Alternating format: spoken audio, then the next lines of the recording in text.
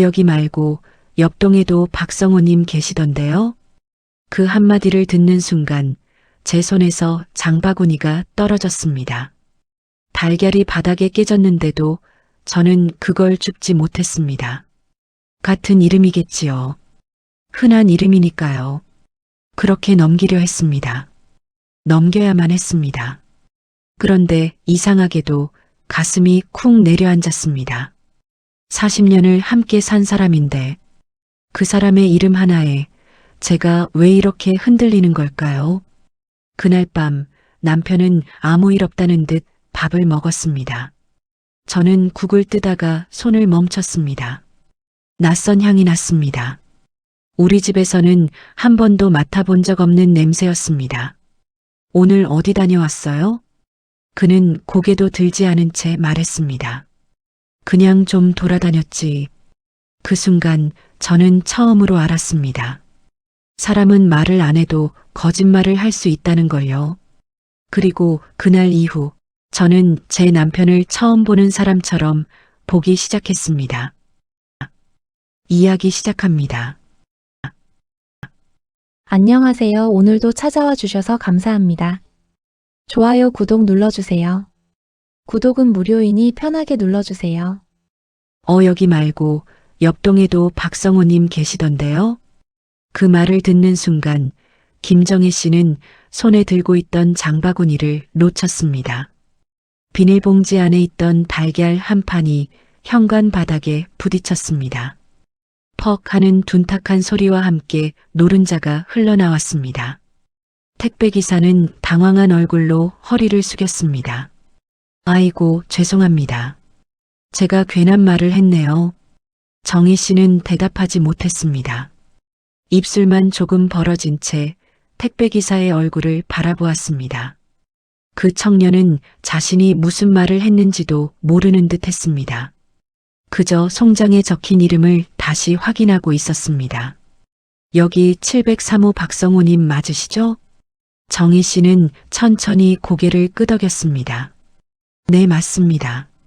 근데 옆동 1204호에도 박성호님 물건이 자주 가거든요. 이름이 같아서요. 혹시 가족분이신가 해서. 그 말끝이 현관 안에 길게 남았습니다. 택배기사는 어색하게 웃고는 상자를 내려놓고 돌아섰습니다. 엘리베이터 문이 닫히는 소리가 났습니다. 복도는 다시 조용해졌습니다. 정희 씨는 한참 동안 움직이지 않았습니다. 깨진 달걀이 슬리퍼 앞까지 흘러왔습니다. 그제야 그녀는 무릎을 굽혔습니다. 휴지를 뽑아 바닥을 닦았습니다. 손끝에 노른자가 묻었습니다. 묘하게 미끈거렸습니다. 마치 오래 숨겨진 무언가가 이제야 터져 나온 것 같았습니다. 김정희 씨는 올해 68이었습니다. 부산 해운대에서 조금 떨어진 오래된 아파트 단지에 살고 있었습니다. 단지는 낡았지만 조용했습니다. 아침이면 경비실 앞에 노인들이 모여 커피를 마셨고 오후가 되면 놀이터에는 손주를 데리고 나온 할머니들이 앉아 있었습니다. 정희 씨도 그 풍경 속에 자연스럽게 섞여 살아왔습니다. 남편 박성호 씨와는 40해를 함께 살았습니다. 젊을 때 남편은 구청에서 일했습니다. 말수가 적고 꼼꼼한 사람이었습니다. 술도 많이 마시지 않았고 큰 소리도 잘 내지 않았습니다. 남들이 보기에는 성실한 가장이었습니다. 정희 씨도 그렇게 믿었습니다. 그녀의 인생은 늘 남편의 시간표에 맞춰져 있었습니다. 남편이 출근하기 전에는 밥이 차려져 있어야 했습니다. 양말은 늘 같은 서랍에 있어야 했고 셔츠는 칼주름이 잡혀 있어야 했습니다. 퇴근 시간이 가까워지면 찌개를 다시 데웠습니다. 남편은 뜨거운 국을 좋아했습니다. 정희 씨는 그런 사소한 것들을 잊은 적이 없었습니다. 결혼 초에는 서운한 날도 많았습니다. 생일을 잊은 적도 있었습니다. 아이가 아파 밤새 병원에 있었는데도 남편은 다음날 출근해야 한다며 먼저 잠든 적도 있었습니다. 그때마다 정희 씨는 속으로 말했습니다. 남자들이 다 그렇지 뭐. 가장 노릇하느라 힘들어서 그런 거겠지. 그렇게 이해했고 그렇게 넘겼습니다. 넘기다 보니 세월이 되었습니다. 세월이 쌓이다 보니 습관이 되었습니다. 그리고 어느 순간부터는 서운함조차 꺼내지 않게 되었습니다. 두 사람 사이에는 아들 하나가 있었습니다. 아들 박민재는 서울에서 회사 생활을 했습니다. 결혼 후에는 연락이 더 뜸해졌습니다. 명절에 내려와도 오래 머물지 않았습니다. 며느리는 예의는 있었지만 거리감이 있었습니다. 정희 씨는 그것도 이해했습니다. 젊은 사람들 사는 방식이 다르다고 생각했습니다. 남편이 퇴직한 뒤 집안의 공기는 더 무거워졌습니다. 성호 씨는 하루 종일 거실에 앉아 텔레비전을 보았습니다. 정희 씨는 부엌과 베란다를 오가며 살림을 했습니다. 가끔 동네 반찬 가게에서 일을 도왔습니다. 돈이 꼭 필요해서라기보다 숨 쉴 곳이 필요했습니다. 양념 냄새가 배어있는 작은 가게에서 그녀는 오히려 편안했습니다. 손님들이 김 여사님, 오이소박이 맛있어요 하고 말해주면 그날 하루는 조금 덜 외로웠습니다. 그날도 정희 씨는 반찬 가게에서 돌아오는 길이었습니다. 손에는 달걀과 두부, 남편이 좋아하는 고등어가 들려 있었습니다. 남편은 며칠 전부터 입맛이 없다 했습니다. 그래서 일부러 시장에 들렀습니다. 비린내가 덜한 생물을 골라달라고 생선가게 주인에게 부탁도 했습니다. 집에 돌아오자마자 택배기사를 만난 것이었습니다. 그리고 그 청년의 한마디가 그녀가 평생 쌓아온 믿음 한가운데로 떨어진 것이었습니다. 정희 씨는 깨진 달걀을 다 닦고도 한동안 현관에 앉아 있었습니다. 옆동 1204호. 박성호. 가족이냐는 질문. 머릿속에서 같은 말이 계속 돌았습니다. 같은 이름일 수도 있지. 세상에 박성호가 한둘도 아니고. 그녀는 스스로를 달랬습니다. 하지만 마음은 말을 듣지 않았습니다. 이상하게도 몇 달 전부터 남편의 행동이 떠올랐습니다. 전에는 잘 나가지 않던 사람이었습니다. 그런데 요즘은 오후만 되면 산책을 나간다 했습니다. 휴대전화는 늘 뒤집어 놓았습니다. 벨이 울리면 베란다로 나갔습니다. 정희 씨가 물으면 늘 같은 대답이었습니다. 별거 아니야. 동창회 단톡방이야. 그 말도 이상하지 않았습니다. 노년이 되면 친구가 더 그리워질 수 있으니까요.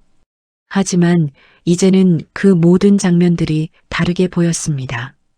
뒤집어 놓은 휴대전화, 늦게 돌아온 발걸음, 세탁기에 넣기 전 잠깐 멈칫하던 셔츠, 그리고 가끔 옷깃에 묻어있던 낯선 향기. 저녁 무렵 성호 씨가 돌아왔습니다. 현관문이 열리고 익숙한 기침 소리가 들렸습니다. 정희 씨는 부엌에서 국을 데우고 있었습니다. 냄비 뚜껑이 달그락거렸습니다. 그 소리가 유난히 크게 들렸습니다. 왔어요? 응. 성호 씨는 짧게 대답했습니다. 모자를 벗어 신발장 위에 올려두었습니다. 정희 씨는 국자로 된장국을 저었습니다. 고개를 돌리지 않았습니다. 오늘 어디 다녀왔어요? 성호 씨의 손이 잠깐 멈췄습니다. 아주 짧은 순간이었습니다. 하지만 정희 씨는 보았습니다. 40해를 함께 산 사람의 작은 멈칫거림은 숨길 수 없었습니다. 그냥 좀 걸었지. 답답해서. 어디까지요? 왜 갑자기 그런 걸 물어? 성호 씨의 목소리가 낮아졌습니다. 정희 씨는 그제야 천천히 돌아섰습니다. 남편의 얼굴은 평소와 같았습니다. 무표정했습니다. 하지만 눈동자가 잠시 흔들렸습니다. 아니에요. 그냥 궁금해서요. 성호 씨는 대답 없이 욕실로 들어갔습니다. 문이 닫혔습니다. 잠시 뒤 물소리가 났습니다. 정희 씨는 식탁 앞에 서 있었습니다. 그녀의 손에는 아직 국자가 들려 있었습니다. 식탁에는 고등어구이와 된장국, 무생채가 놓여 있었습니다. 평생 남편이 좋아하던 반찬들이었습니다. 그런데 이상하게 그날은 그 모든 것이 낯설게 보였습니다. 누군가의 비위를 맞추기 위해 차려진 오래된 풍경 같았습니다. 성호 씨가 욕실에서 나왔을 때 정희 씨는 그의 셔츠를 바라보았습니다. 젖은 머리카락에서 물방울이 떨어졌습니다. 그는 아무렇지 않게 자리에 앉았습니다. 밥 먹자. 정희 씨는 맞은편에 앉았습니다. 그리고 조용히 물었습니다. 오늘 택배기사님이 이상한 말을 하더라고요. 성호 씨의 젓가락이 멈췄습니다. 무슨 말? 옆동에도 박성호 씨가 산대요. 물건이 자주 간대요. 그 순간 식탁 위의 공기가 얼어붙었습니다. 성호 씨는 고등어살을 집으려던 손을 거두었습니다. 그의 입가가 미세하게 굳었습니다. 흔한 이름이잖아. 그렇지요. 정희 씨는 고개를 끄덕였습니다. 말투는 차분했습니다. 하지만 가슴 안쪽에서는 무언가가 무너지고 있었습니다. 저도 그렇게 생각했어요. 성호 씨는 더 이상 말하지 않았습니다. 정희 씨도 묻지 않았습니다. 그날 저녁 두 사람은 마주 앉아 밥을 먹었습니다. 숟가락 부딪히는 소리만 들렸습니다. 텔레비전에서는 누군가 크게 웃고 있었습니다. 그 웃음소리가 오히려 잔인하게 느껴졌습니다. 밤이 깊었습니다. 성호 씨는 먼저 잠들었습니다. 정희 씨는 거실에 혼자 앉아 있었습니다. 창밖으로 옆동 불빛이 보였습니다. 수많은 창문 중 어느 하나가 자꾸만 눈에 들어왔습니다. 옆동 1204호. 그곳에 누가 사는지 아직 알 수 없었습니다. 정말 같은 이름의 다른 사람일 수도 있었습니다. 그렇게 믿고 싶었습니다. 믿어야 살 수 있을 것 같았습니다. 하지만 정혜 씨는 알고 있었습니다. 오래 산 여자의 마음은 가끔 증거보다 먼저 진실을 알아차린다는 것을요. 그날 택배기사의 무심한 한마디는 단순한 착각이 아니었습니다. 그것은 40년 결혼 생활 아래 묻혀있던 비밀의 문고리를 건드린 소리였습니다. 다음 날 아침 김정희 씨는 평소처럼 세탁기를 돌리려 했습니다. 남편 박성호 씨는 아침밥을 먹고 산책을 나간 뒤였습니다. 식탁 위에는 그가 마시다 남긴 보리차 컵이 놓여 있었습니다. 신문은 반으로 접힌 채 소파 위에 떨어져 있었습니다. 정희 씨는 안방 구석에 놓인 빨래 바구니를 끌어왔습니다. 성호 씨의 바지와 셔츠가 맨 위에 있었습니다. 습관처럼 주머니를 확인했습니다. 동전 하나, 구겨진 휴지 하나, 그리고 작게 접힌 종이 한 장이 나왔습니다. 처음에는 영수증인 줄 몰랐습니다. 너무 조심스럽게 접혀 있었기 때문입니다. 정희 씨는 손끝으로 종이를 펼쳤습니다. 편의점 영수증이었습니다. 날짜는 어제 오후였습니다. 장소는 옆동 아파트 상가 앞 편의점이었습니다. 품목을 확인하는 순간 그녀의 눈이 멈췄습니다. 아기 물티슈 딸기 우유 2개, 작은 초콜릿 과자. 정희 씨는 그 자리에서 한참을 서 있었습니다. 세탁기 뚜껑은 열린 채였습니다. 세탁물에서는 남편의 채취와 낯선 섬유유연제 냄새가 섞여 올라왔습니다. 그 향이 코끝에 닿는 순간 전날 택배기사의 말이 다시 떠올랐습니다. 옆동에도 박성호님 계시던데요? 정희 씨는 영수증을 식탁 위에 올려두었습니다. 그리고 의자에 천천히 앉았습니다. 숨을 크게 쉬어도 가슴이 펴지지 않았습니다. 이 나이에 남편 주머니에서 왜 이런 게 나와요? 그녀는 처음으로 남편의 일상을 되짚기 시작했습니다. 퇴직 후 성호 씨는 매일 오후 2시쯤 집을 나섰습니다. 처음에는 운동이라 했습니다. 다음에는 동창을 만난다 했습니다. 어느 날은 경로당에 들른다 했고 또 어느 날은 약국에 갔다 했습니다. 이상했습니다. 그 모든 장소가 결국 옆동 주변과 이어져 있었습니다. 정희 씨가 모른 척 넘긴 것들이 하나씩 선명해졌습니다. 그날 오후 성호 씨는 또 외출 준비를 했습니다. 회색 점퍼를 꺼내 입고 거울 앞에서 머리를 빗었습니다.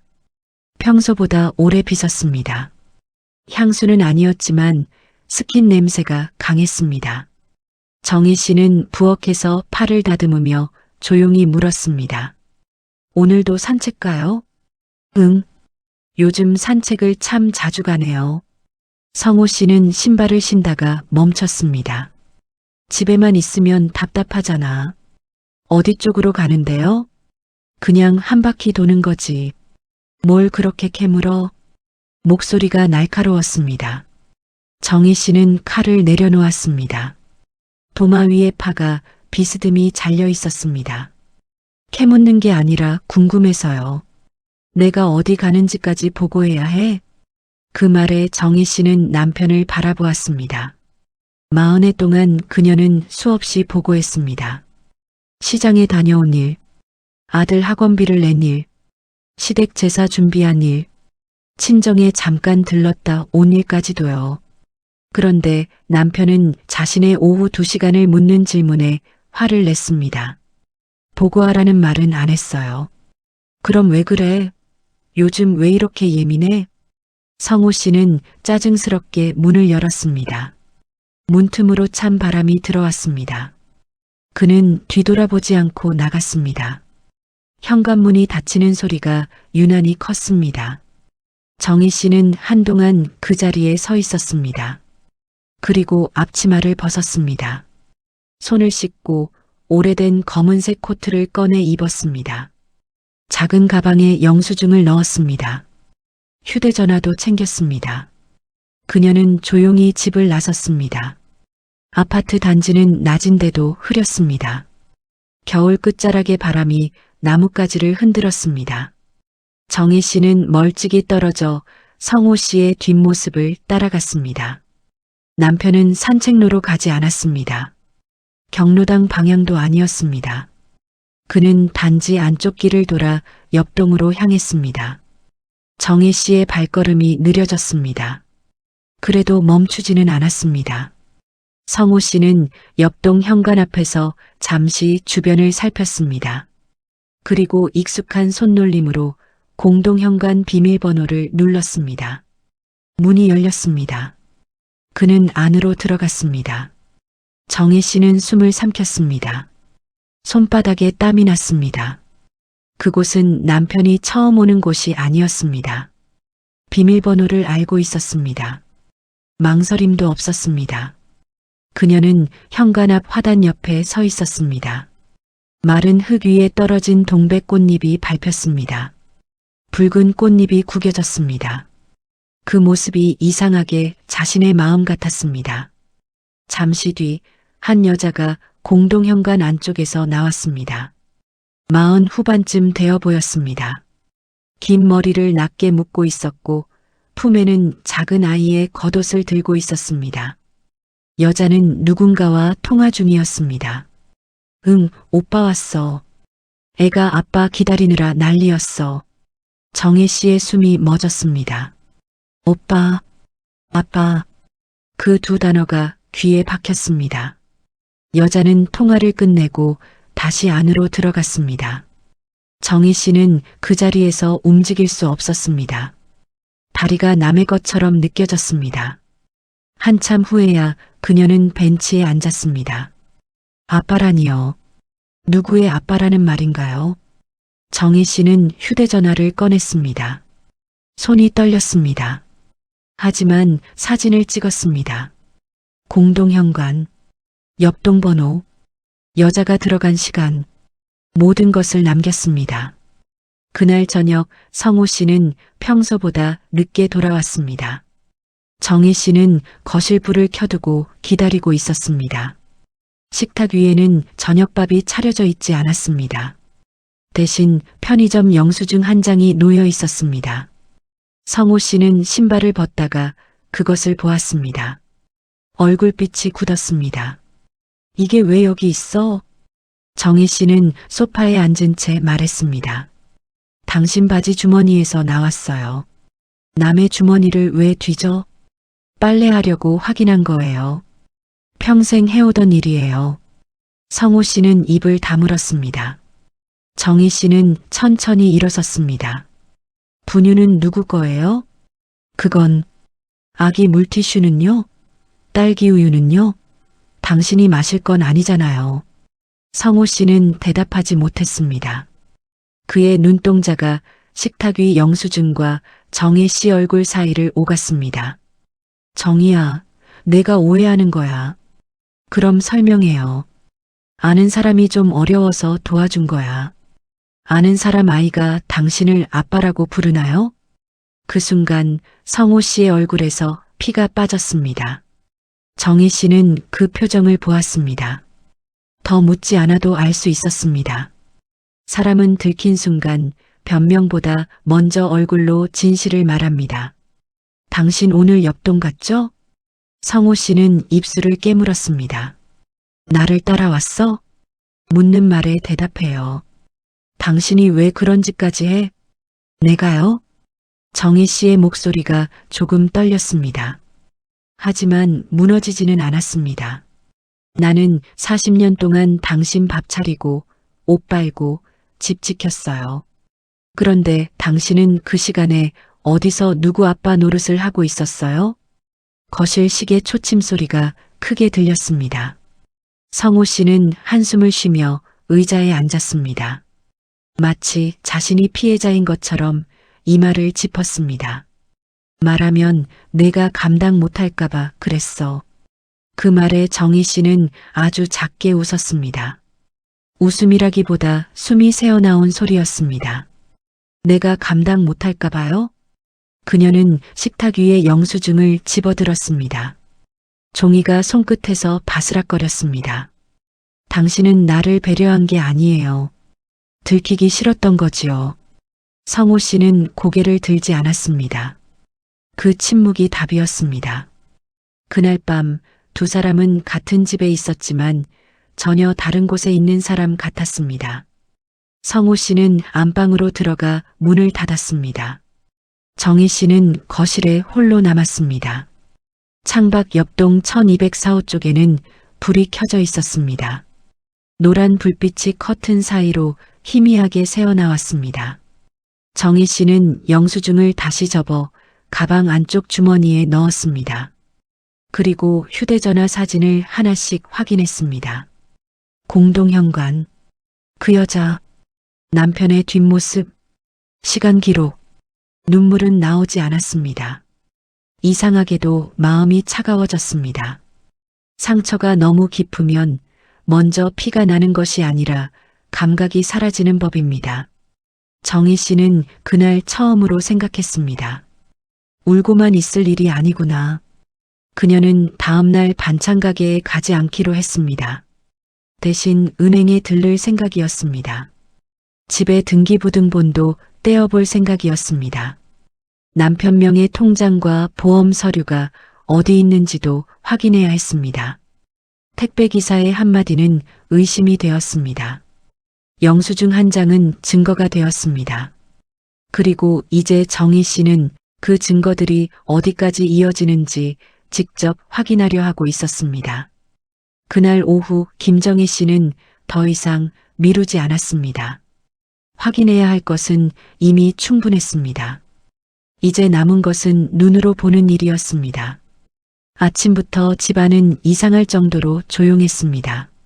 성호 씨는 평소보다 일찍 외출했습니다. 아무 말도 하지 않았습니다. 정희 씨도 묻지 않았습니다. 말을 꺼내는 순간 되돌릴 수 없는 선을 넘게 될 것을 알고 있었습니다. 그녀는 식탁 위를 정리했습니다. 컵을 씻고 접시를 말리고 행주를 널었습니다. 평소와 똑같은 동작이었지만 손끝에 힘이 들어갔습니다. 마치 이 집에서의 마지막 일상처럼 느껴졌습니다. 정희 씨는 천천히 옷을 갈아입었습니다. 검은색 코트, 단정한 니트, 편한 운동화. 거울 앞에 섰습니다. 거울 속 자신을 한참 바라보았습니다. 주름진 얼굴, 희끗한 머리, 40회의 시간이 고스란히 담긴 눈. 그녀는 아주 작게 말했습니다. 이제 확인해야지. 현관문을 나서며 손잡이를 한 번 더 쥐었습니다. 돌아갈 수 있는 마지막 기회처럼 느껴졌습니다. 하지만 그녀는 문을 열었습니다. 밖은 맑았습니다. 햇빛이 따뜻했지만 정희 씨에게는 아무 감각도 느껴지지 않았습니다. 그녀는 곧장 옆동으로 향했습니다. 어제 남편이 들어갔던 그 공동 현관 앞에 섰습니다. 비밀번호를 알지 못했습니다. 문 앞에 서서 잠시 기다렸습니다. 몇 분 뒤 안에서 문이 열렸습니다. 중학생쯤 되어 보이는 아이가 뛰어나오며 문을 열었습니다. 정희 씨는 그 틈으로 조용히 안으로 들어갔습니다. 엘리베이터 앞에 섰습니다. 1204호. 버튼을 누르는 손이 조금 떨렸습니다. 엘리베이터 문이 열리고 안으로 들어갔습니다. 거울 속에 비친 자신의 얼굴이 낯설게 보였습니다. 띵! 문이 열렸습니다. 복도는 조용했습니다. 걸음소리가 유난히 크게 울렸습니다. 1204호 앞에 섰습니다. 초인종을 누르기까지 시간이 오래 걸렸습니다. 손가락이 버튼 위에서 몇 번이나 멈췄습니다. 하지만 결국 눌렀습니다. 띵동. 짧은 소리였습니다. 하지만 정희 씨의 심장에는 길게 울렸습니다. 잠시 후 안에서 발소리가 들렸습니다. 슬리퍼가 바닥을 끄는 소리였습니다. 문고리가 돌아가는 소리가 났습니다. 문이 열렸습니다. 그곳에는 낯선 여자가 서 있었습니다. 40 후반쯤 되어 보였습니다. 화장은 옅었고 머리는 단정하게 묶여 있었습니다. 눈빛은 경계와 피로가 섞여 있었습니다. 누구세요? 정희 씨는 바로 대답하지 못했습니다. 여자의 얼굴을 한참 바라보았습니다. 그 표정에서 무언가를 읽어내려는 듯 했습니다. 그때 안쪽에서 아이의 목소리가 들렸습니다. 엄마 아빠 왔어? 그 한마디에 정희 씨의 시야가 흔들렸습니다. 여자는 순간 당황한 듯 뒤를 돌아보았습니다. 그리고 문을 조금 더 닫으려 했습니다. 그 순간 정희 씨 뒤에서 또 다른 발소리가 들렸습니다. 익숙한 걸음이었습니다. 누구야? 그 목소리를 듣는 순간 정희 씨의 몸이 굳었습니다. 박성호였습니다. 그는 정희 씨를 보는 순간 그대로 멈췄습니다. 눈이 커졌습니다. 입이 조금 벌어졌습니다. 말이 나오지 않는 얼굴이었습니다. 세 사람 사이에 침묵이 떨어졌습니다. 아주 짧은 순간이었지만 정희 씨에게는 오랜 시간처럼 느껴졌습니다. 정희야. 성호 씨의 입에서 겨우 나온 말이었습니다. 그 한마디에 정희 씨는 모든 것을 확신했습니다. 그녀는 천천히 입을 열었습니다. 이 아이 누구야? 목소리는 낮았지만 또렷했습니다. 아이의 발소리가 가까워졌습니다. 5살쯤 되어 보이는 아이가 여자의 뒤에서 얼굴을 내밀었습니다. 눈이 맑았습니다. 그리고 아무것도 모르는 얼굴이었습니다. 아빠, 누구야 이 할머니?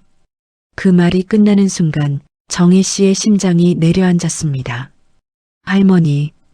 그 단어가 가슴을 파고들었습니다. 성호 씨는 아무 말도 하지 못했습니다. 여자도 입을 다물고 있었습니다. 아이만 두 사람의 얼굴을 번갈아 보았습니다. 정희 씨는 다시 물었습니다. 당신 대답해요. 성호 씨는 고개를 숙였습니다. 그리고 아주 작게 말했습니다. 네, 애야. 그 순간 정희 씨의 귀에서 소리가 사라졌습니다. 주변의 모든 것이 멀어졌습니다. 복도, 문, 여자, 아이. 모든 것이 흐릿해졌습니다. 그녀는 벽을 짚었습니다. 손끝에 차가운 감촉이 전해졌습니다. 그제야 현실이 돌아왔습니다. 몇 살이야? 5살이야. 그 나이에 애를 낳았어? 성호 씨는 대답하지 못했습니다. 그 침묵이 더 길게 느껴졌습니다. 정희 씨는 여자를 바라보았습니다. 당신은 다 알고 있었어요? 여자는 입술을 깨물었습니다. 잠시 눈을 피하더니 천천히 고개를 저었습니다. 처음엔 몰랐어요. 나중에 알았어요. 다 늙은 할아버지, 뭐가 좋다고 만났어요? 여자는 대답하지 않았습니다. 아이를 꼭 안았습니다. 정희 씨는 고개를 끄덕였습니다. 이해했다는 의미가 아니었습니다. 더 묻지 않겠다는 의미였습니다. 그녀는 다시 남편을 바라보았습니다. 나한테는 왜 말 안 했어요? 성호 씨의 목소리가 떨렸습니다.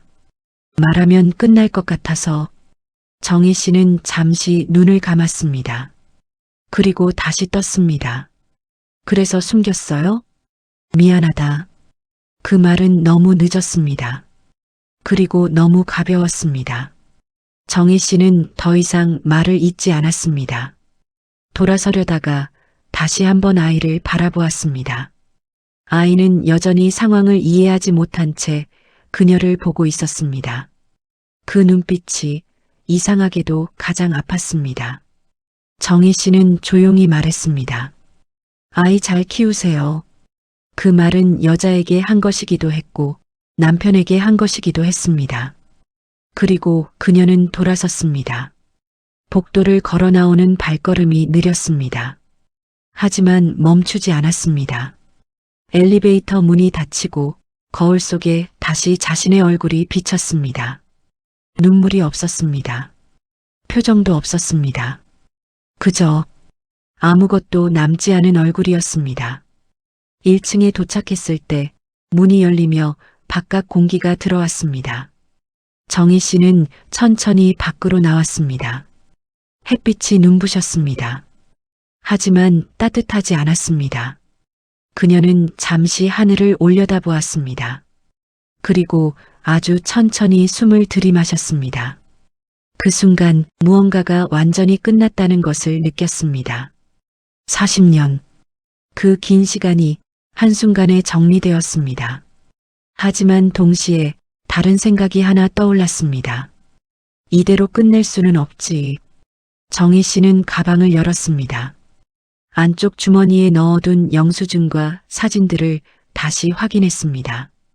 증거는 이미 충분했습니다. 이제 남은 것은 그 대가를 치르게 하는 일이었습니다. 그녀는 걸음을 옮겼습니다. 이번에는 남편이 아닌 자신을 위해서였습니다. 김정희 씨는 그날 집으로 돌아와 울지 않았습니다. 이상할 만큼 눈물이 나오지 않았습니다. 가슴속 어딘가가 텅 비어버린 것 같았습니다. 현관문을 닫고 들어온 집은 그대로였습니다. 남편의 낡은 구두가 신발장 아래에 놓여 있었습니다.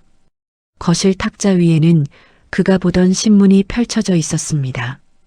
안방 옷장에는 그의 셔츠가 가지런히 걸려 있었습니다. 40해 동안 정희 씨가 손으로 닦고 빨고 정리한 흔적들이었습니다. 그런데 그날은 그 모든 것이 낯설었습니다. 마치 남의 집에 들어온 것 같았습니다.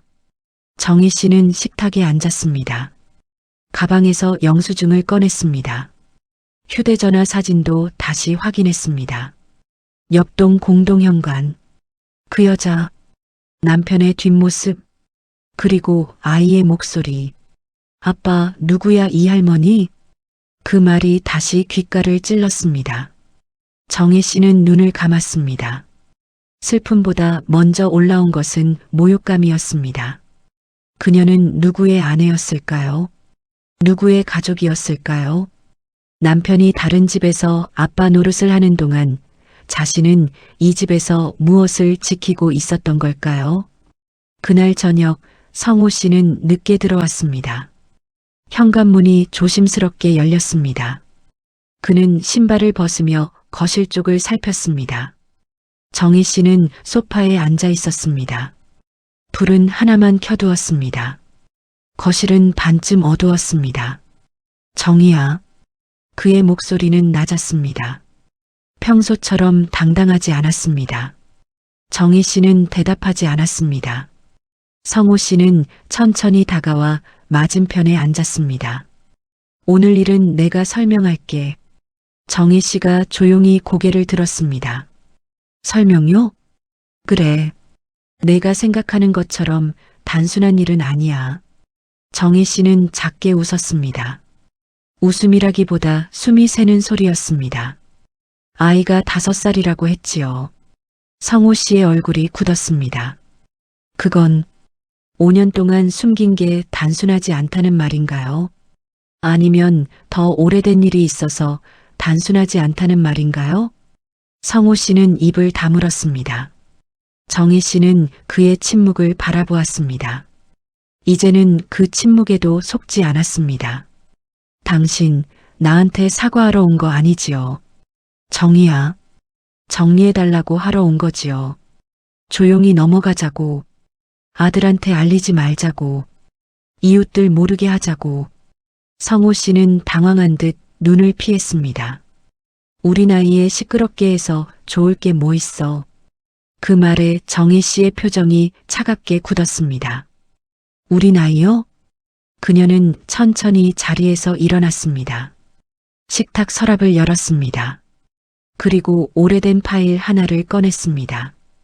그 안에는 집 등기권리증 사본, 보험 서류, 통장 사본들이 들어 있었습니다. 정희 씨가 평생 정리해둔 집안 서류였습니다. 성호 씨는 그것을 보자 표정이 달라졌습니다. 그건 왜 꺼내? 확인하려고요.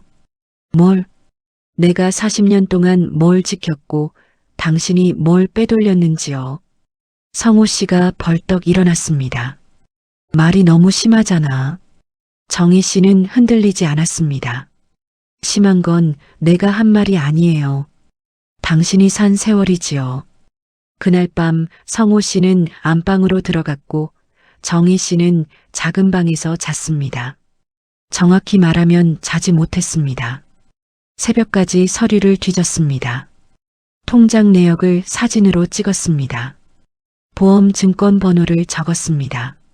남편 명의로 된 예금, 퇴직금이 들어왔던 계좌, 오래전 함께 마련한 아파트의 등기 내용까지 하나씩 확인했습니다. 다음 날 아침 정희 씨는 반찬가게 사장에게 전화를 걸었습니다. 사장님, 저 오늘 하루만 쉬어도 될까요? 어디 아프세요? 정희 씨는 잠시 침묵했습니다. 아픈 건 아닌데요. 제 인생 정리할 일이 생겼습니다. 전화를 끊은 뒤 정희 씨는 은행으로 갔습니다. 창구 앞에 앉아 본인 명의 계좌를 확인했습니다. 공동으로 모았다고 생각했던 돈 중 상당 부분이 이미 빠져나간 흔적이 있었습니다. 출금 날짜는 일정했습니다. 금액도 비슷했습니다. 매달 누군가의 생활비처럼 빠져나가고 있었습니다. 직원은 조심스럽게 말했습니다. 고객님, 이체 내역 출력해 드릴까요? 정희 씨는 고개를 끄덕였습니다. 네, 전부 부탁드립니다. 출력된 종이가 손에 쥐어졌습니다. 종이는 얇았지만 그 무게는 너무 무거웠습니다. 정희 씨는 은행을 나와 근처 법률사무소로 향했습니다. 낡은 건물 3층에 있는 작은 사무실이었습니다. 문 앞에서 잠시 망설였습니다. 그러다 손잡이를 잡았습니다. 이제 물러설 곳은 없었습니다. 상담실 안에는 중년의 여성 변호사가 앉아 있었습니다. 정희 씨는 차분히 이야기를 꺼냈습니다. 택배기사의 말, 영수증, 옆동 1204호, 5살 아이, 계좌 이체 내역, 그 모든 것을 하나씩 설명했습니다. 변호사는 조용히 듣고 나서 말했습니다. 증거는 더 모으셔야 합니다. 감정적으로 움직이시면 불리해질 수 있어요. 제가 할 수 있는 게 있을까요? 있습니다. 이혼 소송, 재산 분할, 위자료 청구가 가능합니다. 상대 여성이 혼인 사실을 알고도 관계를 유지했다면 그 부분도 따져볼 수 있고요. 정희 씨는 손가락을 꼭 맞잡았습니다. 저는 돈만 받고 싶은 게 아닙니다. 변호사가 그녀를 바라보았습니다. 정희 씨는 천천히 말했습니다. 제가 바보가 아니었다는 걸 확인하고 싶습니다. 제가 참고 산 세월이 아무것도 아니었다는 말을 듣고 싶지 않습니다. 변호사는 고개를 끄덕였습니다. 그럼 더더욱 차분하게 가셔야 합니다. 울면서 싸우지 마세요. 기록으로 싸우셔야 합니다. 그 말이 정희 씨의 마음에 박혔습니다. 기록으로 싸운다. 그녀는 그날부터 달라졌습니다.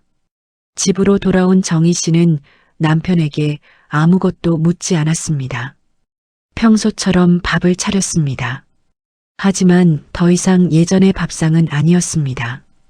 찌개는 뜨거웠고 반찬은 가지런했지만 그 사이에는 차가운 선이 그어져 있었습니다. 성호 씨는 불안한 얼굴로 물었습니다. 어디 갔다 왔어? 은행이요. 그의 젓가락이 멈췄습니다.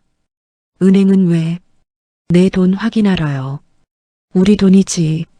정혜 씨는 그를 똑바로 바라보았습니다. 그 말 참 오랜만에 듣네요. 성호 씨는 얼굴을 찡그렸습니다. 비꼬지 마. 비꼬는 게 아니에요. 이제부터 정확히 하자는 거예요.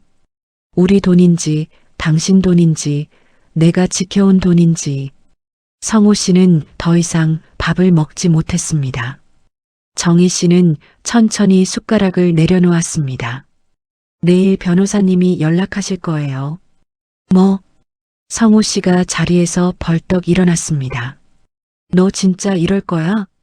정희 씨는 고개를 들었습니다. 목소리는 낮고 또렷했습니다. 네, 진짜 이럴 겁니다. 이 나이에 이혼을 하겠다고? 이 나이에라도 해야지요. 아들 민재한테 부끄럽지도 않아? 그 말에 정희 씨의 눈빛이 변했습니다. 부끄러운 건 내가 아니에요. 거실이 조용해졌습니다. 성호 씨의 얼굴이 붉어졌습니다. 하지만 정희 씨는 물러서지 않았습니다. 당신은 40년 동안 내 침묵을 허락으로 착각했어요. 내가 몰라서 가만히 있었던 줄 알았지요. 아니에요. 나는 가정을 지키려고 참았던 겁니다. 그녀는 잠시 숨을 골랐습니다. 그런데 당신은 그 가정을 버리고 다른 집을 만들었어요. 성호 씨는 입을 열었다 닫았습니다. 이번에도 변명은 나오지 않았습니다. 며칠 뒤 내용 증명이 발송되었습니다. 이혼 소송 준비도 시작되었습니다. 계좌 이체 내역, 사진, 영수증, 통화 기록, 출입 정황이 차곡차곡 정리되었습니다. 정희 씨는 더 이상 무너진 아내가 아니었습니다. 자신의 인생을 되찾기 위해 계산하는 사람이 되었습니다. 성호 씨는 점점 초조해졌습니다. 밤마다 거실을 서성였습니다. 전화기를 붙잡고 낮은 목소리로 누군가와 다투었습니다. 옆동의 여자도 조용하지 않은 듯 했습니다. 성호 씨의 얼굴은 하루가 다르게 수척해졌습니다. 어느 날 밤 그가 정희 씨 앞에 무릎을 꿇었습니다. 정희야, 제발 여기서 멈춰줘. 내가 잘못했다.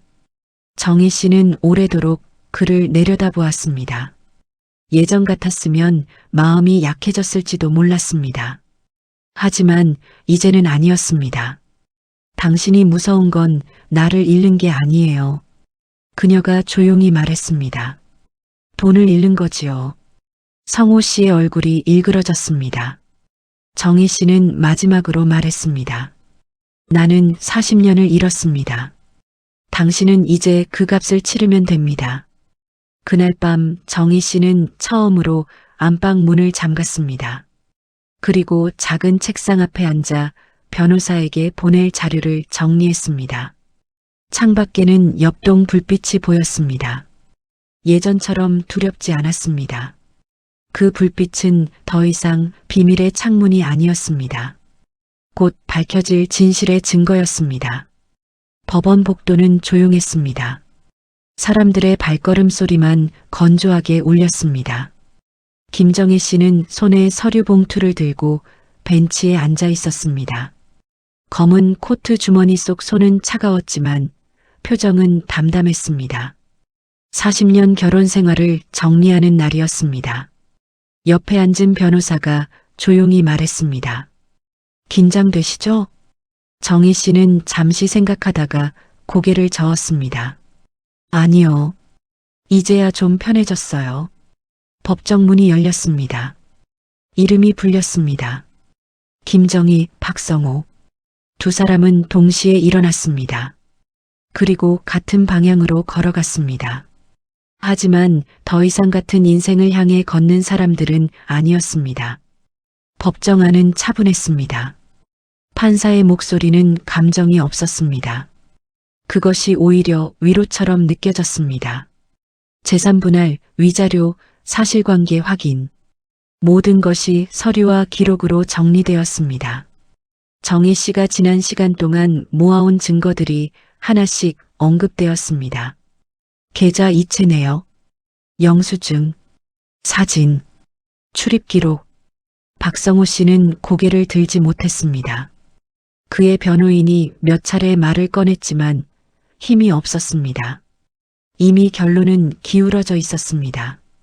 판사가 마지막으로 물었습니다. 양측 이혼 의사 확고합니까? 정희 씨는 또렷하게 대답했습니다. 네, 확고합니다. 그녀의 목소리는 작았지만 흔들림이 없었습니다. 성호 씨는 한 박자 늦게 입을 열었습니다. 네. 그 한마디가 끝이었습니다. 도장을 찍는 데는 오래 걸리지 않았습니다. 종이 위에 도장이 찍히는 소리가 작게 울렸습니다.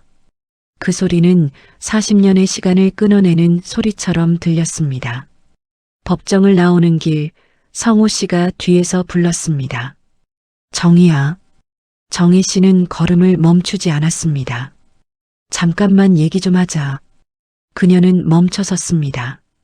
하지만 돌아보지는 않았습니다. 할 말 있으면 여기서 하세요. 성호 씨의 숨이 거칠었습니다. 이렇게까지 해야 했냐? 그 말은 이전에도 들은 적이 있었습니다. 무릎을 꿇었을 때도 서류를 받았을 때도 그는 같은 말을 했습니다. 정희 씨는 천천히 돌아섰습니다. 당신은 아직도 모르네요. 성호 씨의 눈이 흔들렸습니다. 뭘? 이건 이렇게까지가 아니에요. 그녀는 한 걸음 다가갔습니다. 나는 40년을 그렇게 살았어요. 말은 짧았지만 그 안에 모든 시간이 담겨 있었습니다. 성호 씨는 더 이상 말을 잇지 못했습니다. 정희 씨는 다시 돌아섰습니다. 그리고 이번에는 완전히 걸음을 옮겼습니다. 법원 밖으로 나오자 햇빛이 쏟아졌습니다. 봄이었습니다. 며칠 전까지만 해도 차갑던 공기가 조금은 부드러워져 있었습니다. 정희 씨는 잠시 하늘을 올려다보았습니다. 눈이 부셔서 오래 보지는 못했습니다. 그래도 이상하게 숨이 편해졌습니다. 며칠 뒤 모든 절차가 마무리되었습니다. 재산 분할은 정희 씨에게 유리하게 결정되었습니다. 아파트 지분 대부분과 예금 상당액이 그녀 앞으로 넘어왔습니다. 위자료도 인정되었습니다. 성호 씨는 급하게 돈을 마련해야 했습니다. 그 과정에서 옆동 집과의 관계도 틀어졌습니다. 경제적인 문제 앞에서 감정은 오래가지 못했습니다. 그가 지켜왔던 두 번째 집도 결국 무너졌습니다. 정희 씨는 더 이상 그 소식을 자세히 듣지 않았습니다. 이제는 알 필요가 없었습니다. 그녀는 자신의 집으로 돌아왔습니다. 하지만 그 집은 예전의 집이 아니었습니다. 남편의 물건은 대부분 정리되었습니다. 옷장 한쪽이 비었습니다. 신발장도 절반이 비었습니다. 그 빈 공간이 처음에는 낯설었습니다. 그러다 점점 익숙해졌습니다. 정희 씨는 작은 변화를 시작했습니다. 거실 커튼을 밝은 색으로 바꿨습니다. 식탁보도 새로 샀습니다. 부엌에 화분 하나를 놓았습니다. 그리고 반찬 가게 일을 다시 시작했습니다. 이번에는 단순히 도와주는 것이 아니라 작게나마 자신의 이름을 걸고 확장해 보기로 했습니다. 김정희 반찬. 손으로 쓴 간판이었지만 그 이름이 유난히 또렷해 보였습니다. 손님이 물었습니다. 사장님, 혼자 하세요? 정희 씨는 웃으며 대답했습니다. 네, 이제는 혼자 합니다. 그 말이 이상하게도 가볍게 느껴졌습니다. 어느 날 저녁 가게 문을 닫고 집에 돌아왔습니다. 식탁에 앉았습니다. 밥을 차렸습니다. 된장국, 김치, 계란말이. 평소와 다르지 않은 밥상이었습니다. 하지만 그날은 달랐습니다. 누군가의 입맛을 맞추기 위해서가 아니었습니다. 누군가의 기분을 살피기 위해서도 아니었습니다. 처음으로 자신을 위해 차린 밥상이었습니다. 정희 씨는 숟가락을 들었습니다. 그리고 한 입을 먹었습니다. 천천히 씹었습니다. 맛이 느껴졌습니다. 그동안은 몰랐던 맛이었습니다. 그녀는 작게 중얼거렸습니다. 이제야 내가 사는 것 같네. 말을 마치고 잠시 웃었습니다. 눈물이 날 것 같았지만 이번에는 참지 않았습니다. 조용히 흘러내리게 두었습니다. 그 눈물은 슬픔이 아니었습니다. 오래 눌러두었던 삶이 풀려나오는 눈물이었습니다. 창밖에는 저녁 불빛이 켜지고 있었습니다. 옆동 1204호 창문도 보였습니다. 하지만 더 이상 그곳을 바라보지 않았습니다. 그곳은 이제 그녀의 인생과 아무 상관이 없는 공간이었습니다. 정희 씨는 식사를 마치고 그릇을 정리했습니다. 싱크대에 물을 틀었습니다.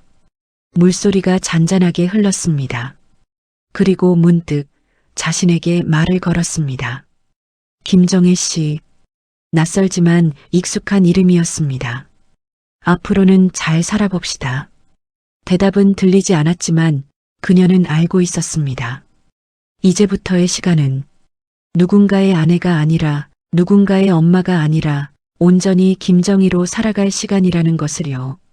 그리고 그 삶은 생각보다 훨씬 단단하고 따뜻하게 시작되고 있었습니다.